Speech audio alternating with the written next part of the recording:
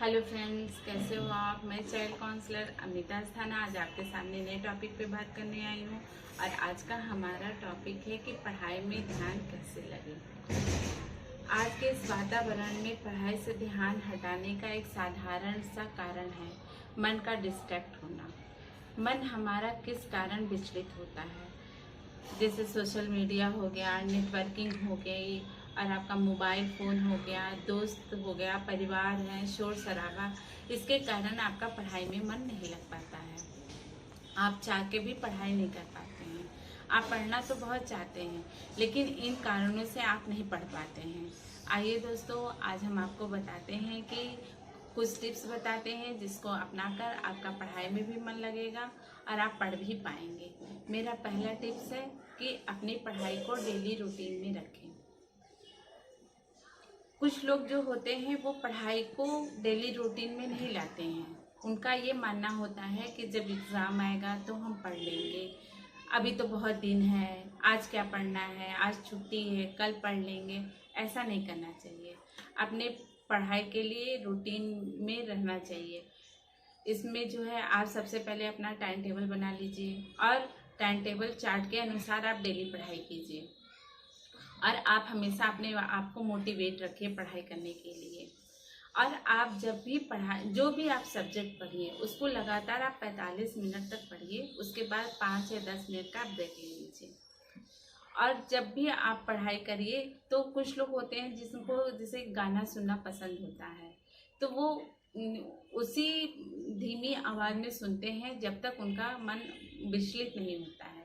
वो कर सकते हैं, वो मतलब उनका अगर मन कहे तो वो सुन सकते हैं, लेकिन इसका ध्यान रहे कि वो उनका मन विचलित ना हो।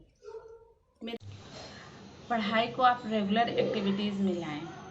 जिस तरह से आप जो है डेली वर्क हर काम करते हैं उसी तरह से पढ़ाई को भी रेगुलर रखिए। और कुछ स्टूडेंट ऐसे होते हैं जिनको दिन में पढ़ना अच्छा लगता है, और कुछ ऐसे होते हैं जिन्हें रात में पढ़ना अच्छा लगता है। जिनको जो टाइम सुटेबल लगे अपने हिसाब से उस समय वो पढ़ाई करें। मेरा अगला टिप्स है कि पढ़ाई का जो स्थान है वो उसका सही चुनाव करें।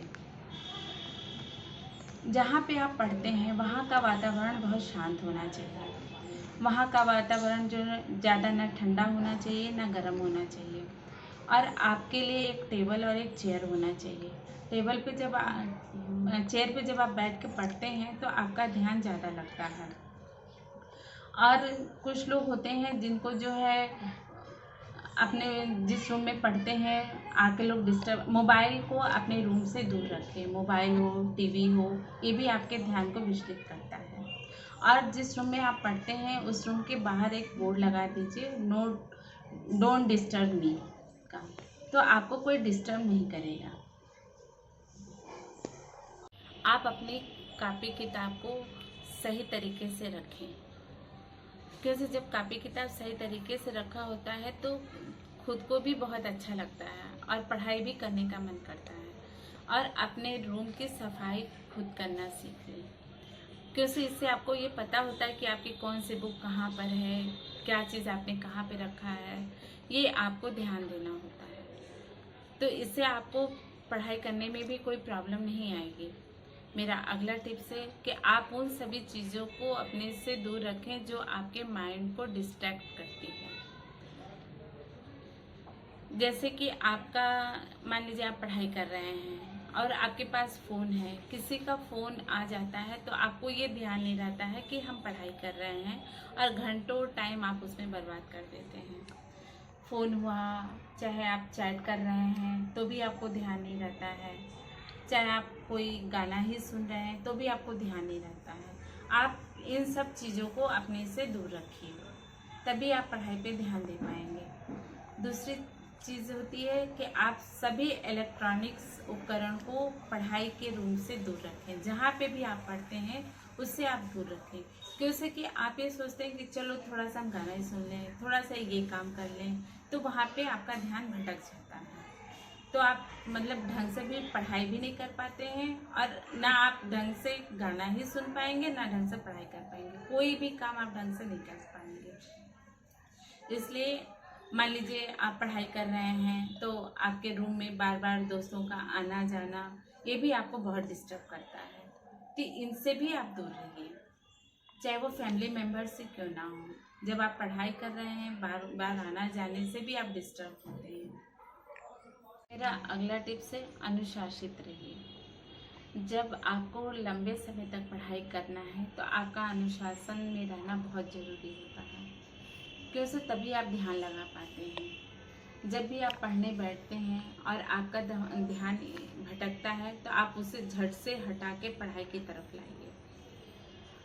अगर आप पढ़ाई कर रहे हैं, आपका ध्यान भटक रहा है तब अगर आप अनुशासित रहेंगे तो आप अगर टाइम टेबल के हिसाब से आप डेली रूटीन में पढ़ेंगे तो आप खुद अनुशासित हो जाएंगे। मान लीजिए आप पढ़ने बैठते हैं और आपका ध्यान इधर उधर भटकता है तो आप उस समय एक कागज़ पे ये लिख के जहाँ पढ़ते हैं सामने आप चिपका दीजिए और वहाँ उस पर लिख दीजिए कि मैं पढ़ाई के समय सिर्फ पढ़ाई ही करता हूँ। तो जब भी आपका मन भटकेगा आप उसको देख लीजिए, फिर आपका मन कभी नहीं भटकेगा। और जब आप पढ़ाई कर रहे होते हैं तो मज़ा लेके पढ़ाई कीजिए, क्योंकि कि आप जब खेलते हैं तो मज़ा लेके खेलते हैं ना, कि मैं खेल रहा हूँ। वहाँ पे आपको कोई मोटिवेट करने नहीं आता जब आप खेलने जाते हैं, क्योंकि आप जब खेलते हैं तो आप बहुत अपने मन से उत्साहित होकर खेलते हैं। उसी तरह से आप पढ़ाई भी करिए। जो भी सब्जेक्ट आपको पढ़ें उससे उत्साहित होकर पढ़ें, मज़ा लेके पढ़ें, क्योंकि कि आपको हर कोई बार बार मोटिवेट नहीं करेगा। खुद मोटिवेट होइए पढ़ाई के लिए। मेरा अगला टिप्स है अच्छे से पढ़ें। पढ़ने का ये मतलब नहीं होता कि हमने टाइम टेबल बना लिया, 1 घंटा पढ़ लिया, 2 घंटा पढ़ लिया, ये मतलब नहीं था। आप 24 घंटे में आप 12 घंटा पढ़ लिए, लेकिन आपने कितना खुद पढ़ा, खुद कितने उस चीज़ को समझे, वो मायने रखता है। आप 1 घंटा पढ़िए लेकिन अच्छे से ध्यान से पढ़िए। जो चीज़ भी आप पढ़ रहे हैं वो आपको समझ में आनी चाहिए कि आप क्या पढ़ रहे हैं। किसी के कहने पे ना पढ़िए, खुद पढ़िए। मान लीजिए आपने अपना लक्ष्य निर्धारित कर लिया है कि हमें ये बनना है। उस लक्ष्य को पाने के लिए आपको ध्यान से पढ़ना पड़ेगा, अच्छे से पढ़ना पड़ेगा कि हमें उस लक्ष्य को प्राप्त करना है। क्योंकि कि जब तक आप अच्छे से नहीं पढ़ेंगे, जो पढ़ रहे हैं उसे आप समझेंगे नहीं, तब तक आप अपने लक्ष्य को नहीं पा पाएंगे। इसलिए लक्ष्य प्राप्त करने के लिए आप जो भी पढ़ें समझ के पढ़ें।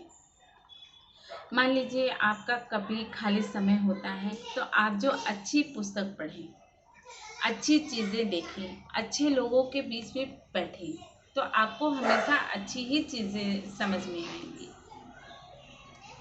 वो काम करिए जो मतलब जिस काम से आपको प्रेरणा मिलती हो। आप जब भी पढ़ लेते हैं कोई चीज़ तो आपको, मान लीजिए आपने ये कहा कि हम 1 घंटा ही पढ़ेंगे लेकिन ये टॉपिक मुझे पूरा समझ में आ जाएगा। अगर आपको ये लगता है कि आपको ये टॉपिक पूरा समझ में आ गया तो आप खुद को शाबाशी दें कि हाँ मैंने थोड़ा सा समझा, मुझे ये टॉपिक समझ में आ गया। तो देखिए आप खुद मोटिवेट हो जाते हैं पढ़ने के लिए। आपको जितना समझ में आ गया फिर आप थोड़ा सा और भी अच्छे से पढ़ेंगे तो वो भी समझ में आ जाएगा। ऐसा आप जब शाबाशी अपने को देंगे तो आपको ऐसा लगने लगेगा।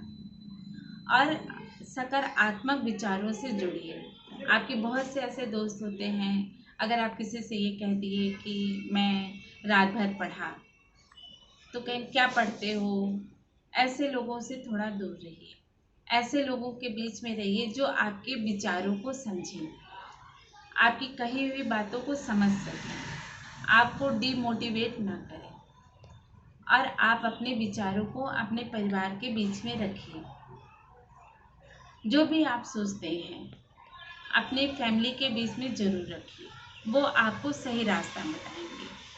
क्योंकि माता पिता आपका कभी बुरा नहीं चाहते हैं और वो आपको सबसे ज़्यादा वही समझते हैं। इसलिए जो भी आप सोचिए समझिए अपने फैमिली में ज़रूर डिस्कस कीजिए।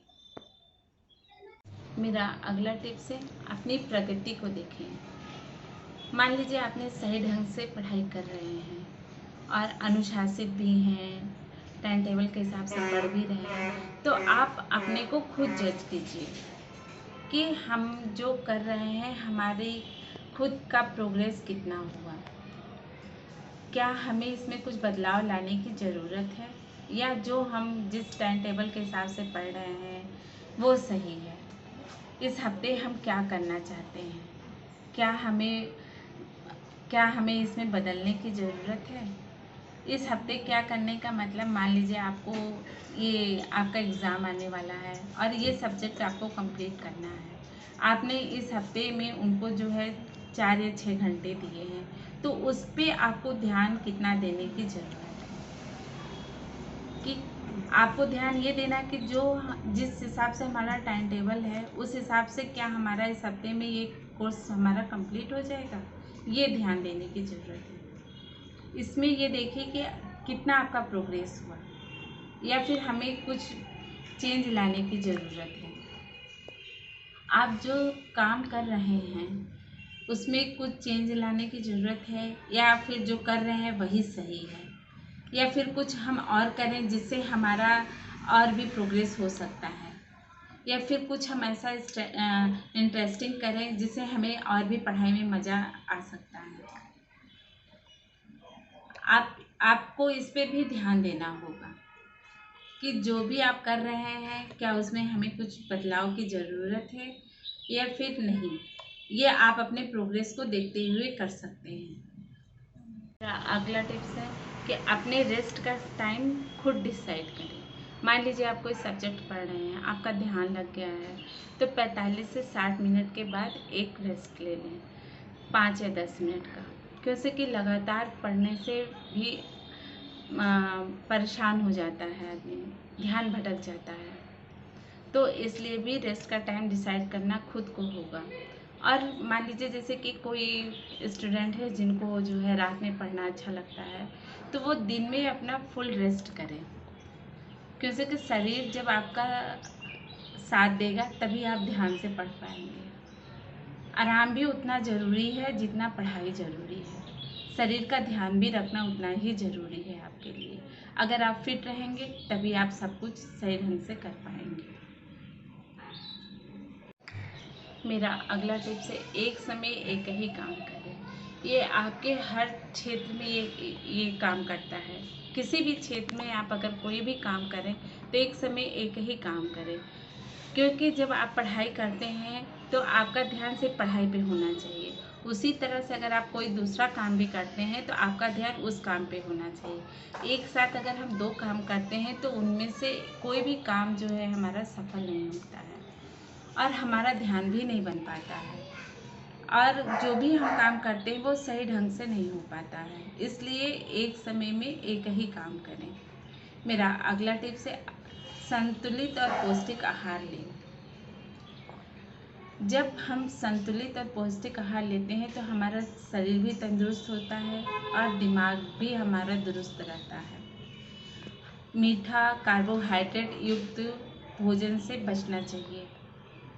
जब हमारे दिमाग को कुछ ऐसी चीज़ें भी चाहिए जो हमें मतलब तंदुरुस्त रखे, इसलिए हमेशा संतुलित आहार लेने की कोशिश करें। मेरा अगला टिप्स है, अच्छी नींद लें।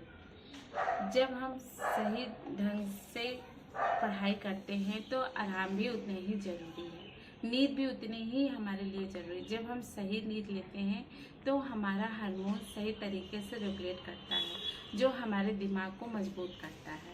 इसलिए नींद भी हमारे सेहत के लिए बहुत ही अच्छी नींद बहुत ज़रूरी है। अच्छी नींद का मतलब ये होता है कि आप बिस्तर पे पड़े हैं, आपको नींद नहीं आ रही है, नहीं। आप बिस्तर पे पड़े हैं, मोबाइल चला रहे हैं, आपको नींद, ऐसी नींद नहीं चाहिए।